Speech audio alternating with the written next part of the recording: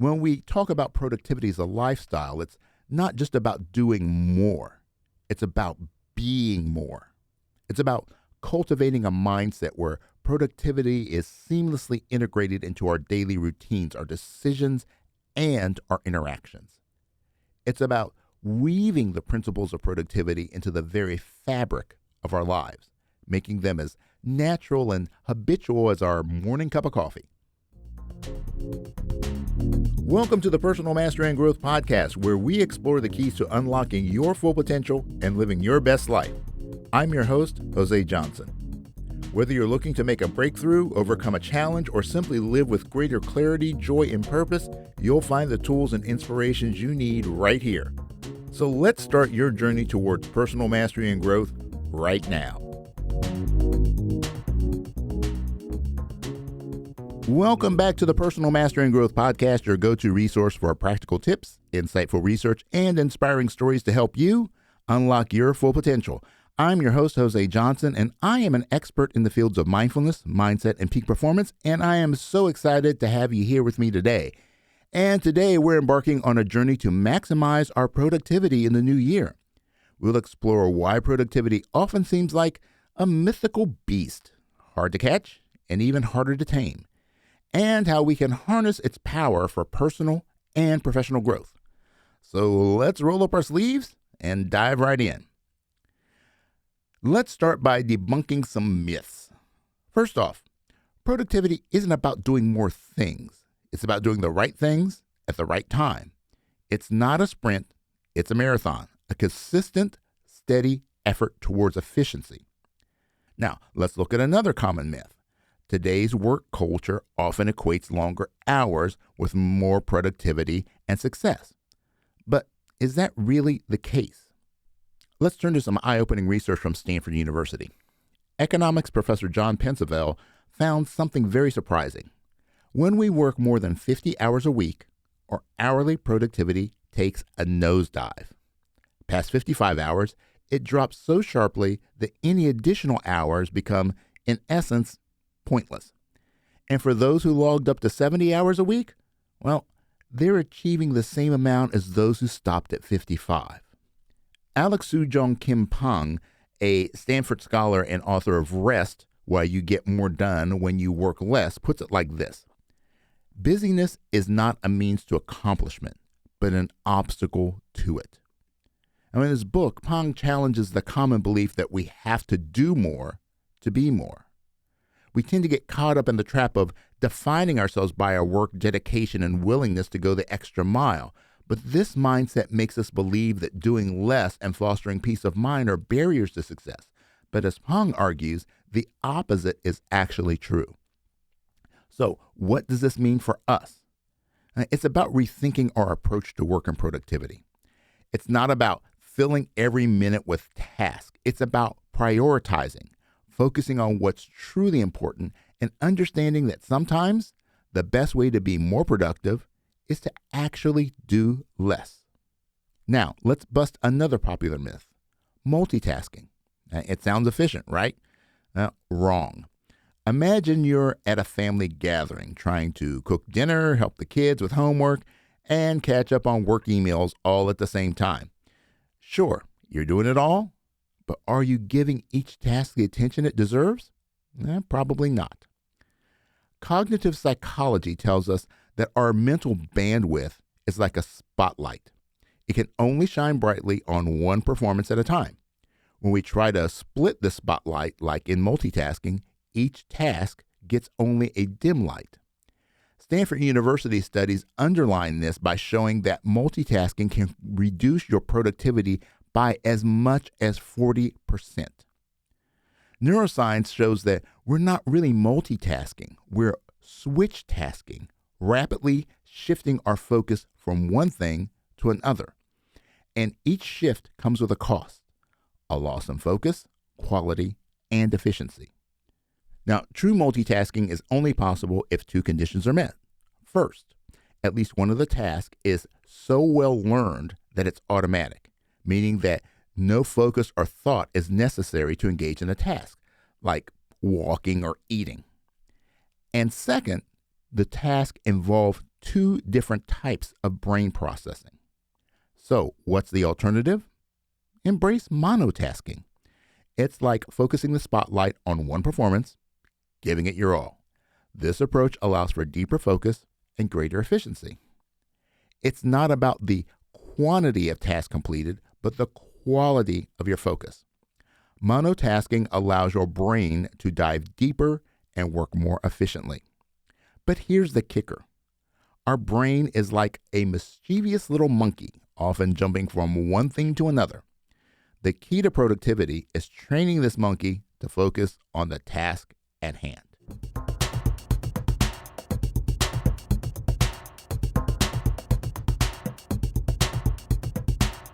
So how do we tame this monkey brain? Well, the answer lies in the 5 keys to unlocking peak performance. Now, this is a concept that I've developed based on my experience as a life coach and corporate consultant. Key number 1 is mindful planning.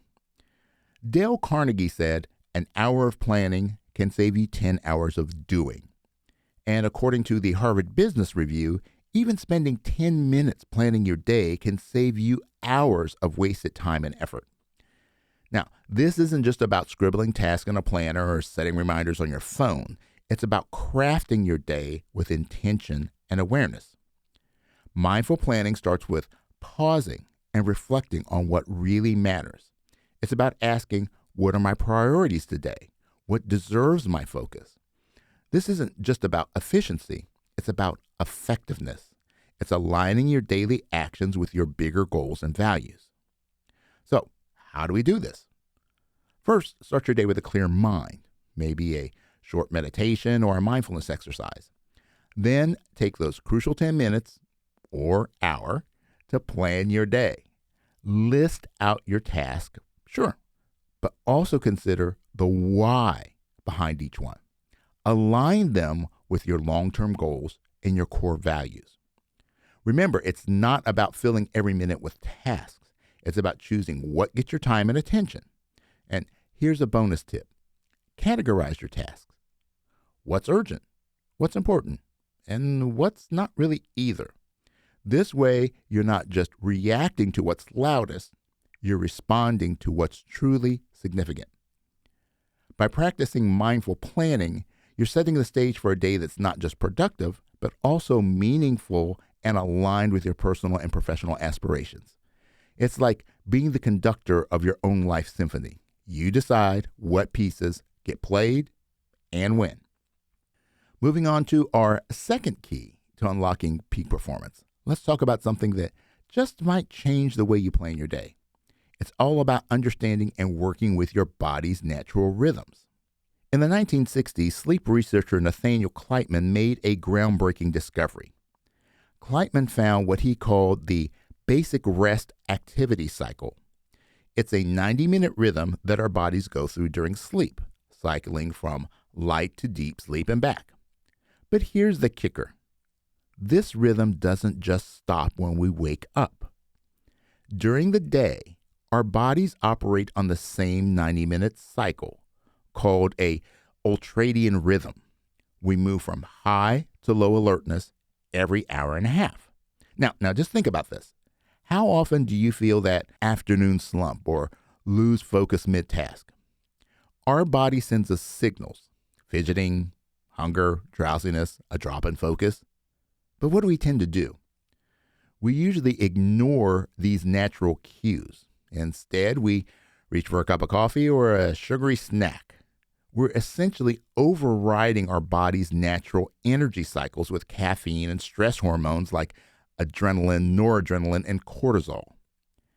After pushing past that 90-minute mark without a break, we switch gears from a calm parasympathetic state to a more stressed sympathetic state, the classic fight, flight, or freeze mode. And here's something crucial. Relying on these stress hormones affects our brain, especially the prefrontal cortex, which is critical for our clear thinking, decision-making, and seeing the big picture. When we're in this state, we become more reactive and less reflective. But let's turn to a solution. In his famous 1993 study of young violinist performance researcher Andres Ericsson found something very amazing. The best performers practice in a very specific way. They worked in 3 90-minute sessions with breaks in between. Now, this wasn't just true for musicians. Ericsson found the same pattern in athletes, chess players, and writers. So, what's the lesson here? To unlock peak performance, work with your body, not against it. Embrace the natural ebb and flow of your energy throughout the day. Try breaking your work into blocks of no more than 90 minutes with rest periods in between. You might just find yourself more focused, more creative, and less stressed. Now let's unlock the third key to peak performance, the art of saying no. Now, this might sound simple, but it's one of the most powerful tools in our productivity arsenal. Saying no isn't just about turning down requests. It's about honoring your priorities and respecting your time and energy. In our quest to be productive, we often fall into the trap of saying yes to everything. But here's a truth bomb for you. You can't do it all. And more important, not everything deserves your time. The art of saying no is really about making conscious choices. It's about asking, does this align with my goals? Is this the best use of my time? Remember, every time you say no to something that's not important, you give yourself the space and ability to say yes to something that is. It's about making space for what truly matters. This isn't just a productivity hack. It's a way of living that respects your values, your goals, and your well-being. So, how do you master this art? First, understand your priorities. What are your non-negotiables, both in your personal and your professional life? Then learn to filter requests and opportunities based on these priorities. Look, it's okay to take a moment to evaluate before you respond to a request. And remember, saying no doesn't have to be harsh or negative. It can be done with kindness and empathy. This is all about being honest and clear with your boundaries. And this is crucial, not just for your productivity, but for building healthy relationships at work and in life. So embrace the power of saying no. It is a testament to your commitment to your goals and a key to unlocking your true potential. When you're clear about what you want to say yes to, saying no becomes a lot easier. All right, let's move on to key number 4, continuous learning and adaptation. In a world that's constantly changing, the ability to keep learning and adapt is not just a skill, it's a superpower. This key is about staying curious and being flexible in your approach to both work and life. Continuous learning is like adding tools to your toolbox. It's about expanding your skills, knowledge, and perspectives. It keeps your mind sharp and your ideas fresh. And adaptation? Well, that's about using the right tool at the right time. It's recognizing that what worked yesterday, it might not work today, and being okay with that.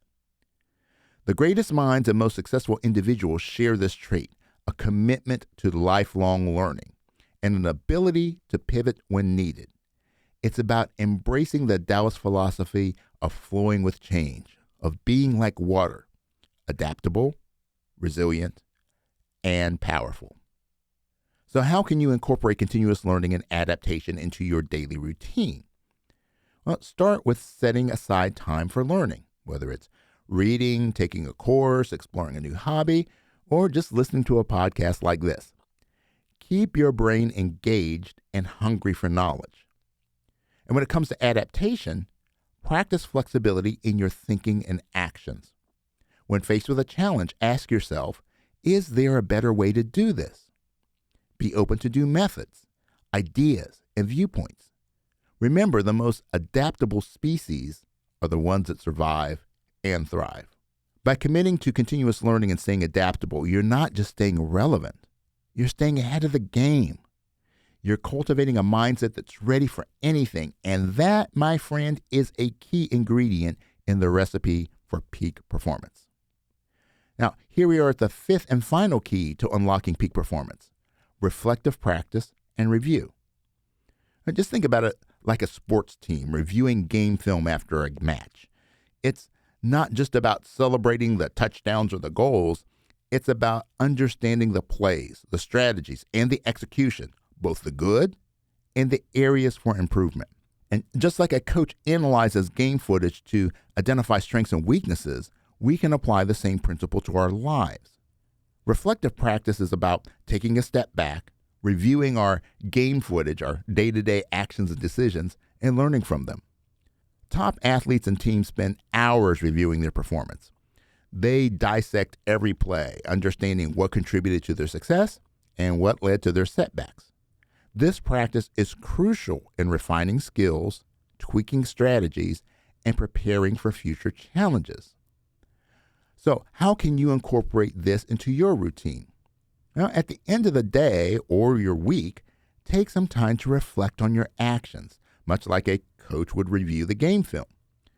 What were your winning plays? What strategies led to your goals? And where did you fumble? This isn't about dwelling on the past, but about learning from it to enhance your future performance. Remember, every great performer, whether it's in sports, music, or business, knows that growth comes from reflection and review. It's about consistently examining your performance, celebrating your progress, and identifying opportunities for improvement. By engaging in reflective practice and review, you're doing more than just looking back. You are strategizing for the future. It's the final crucial step in our journey toward peak performance, ensuring that every day is an opportunity to learn, grow, and improve.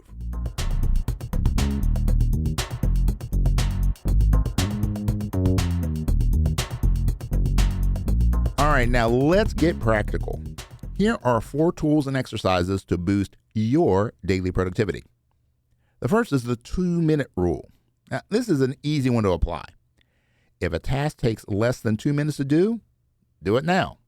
Now, this principle is backed by neuroscience, and it helps prevent our small tasks from piling up. Next is a Pomodoro technique. Now, this technique relates to our ultradian rhythms.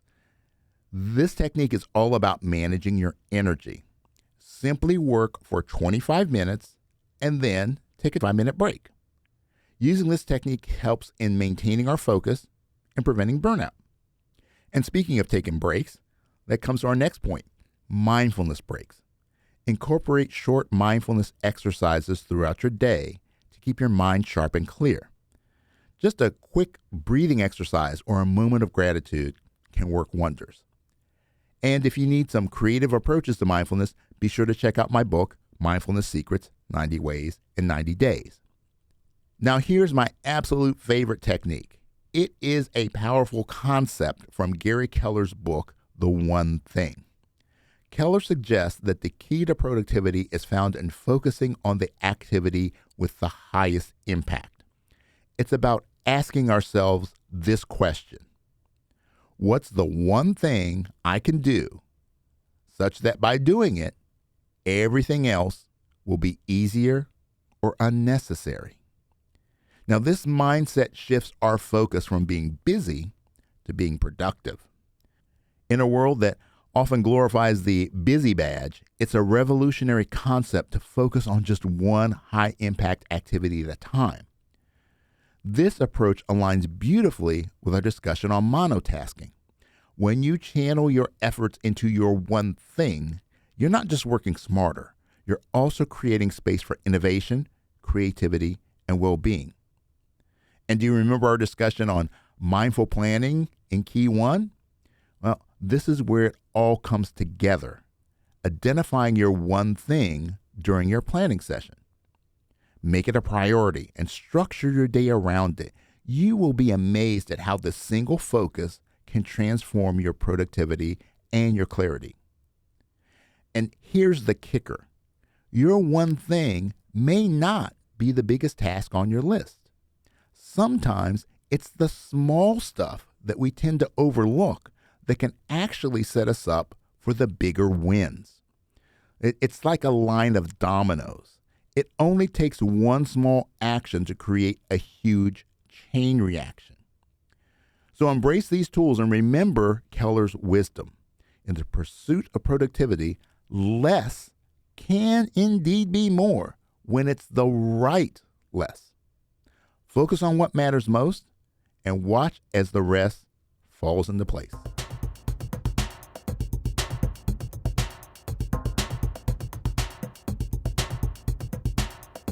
So as you wrap things up for today, let's zoom out a bit and look at the bigger picture. Embracing productivity as a lifestyle.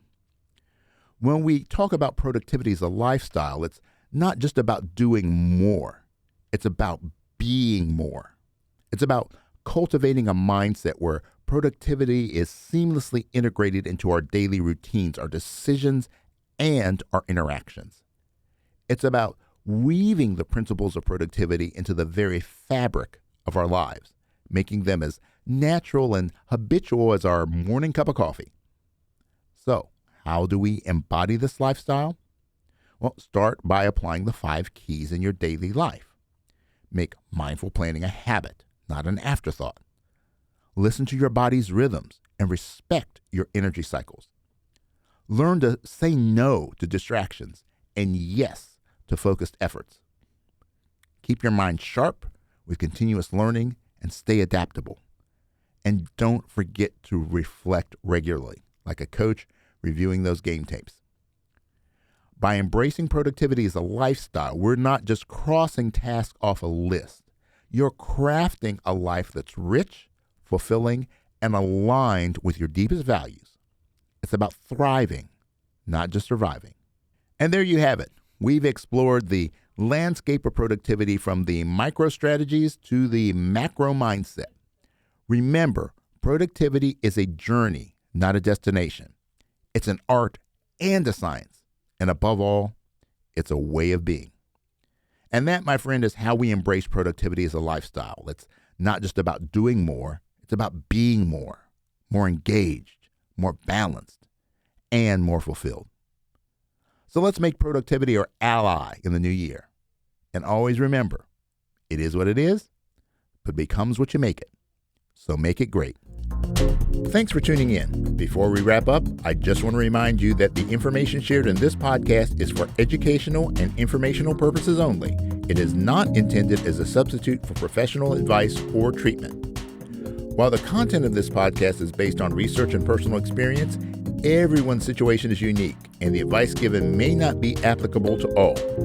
Always consult a qualified professional before making significant changes in your life. The Personal Mastery and Growth podcast is recorded at the So Good Media Studios, located in the Candy Factory, a co-working space in Lancaster, Pennsylvania.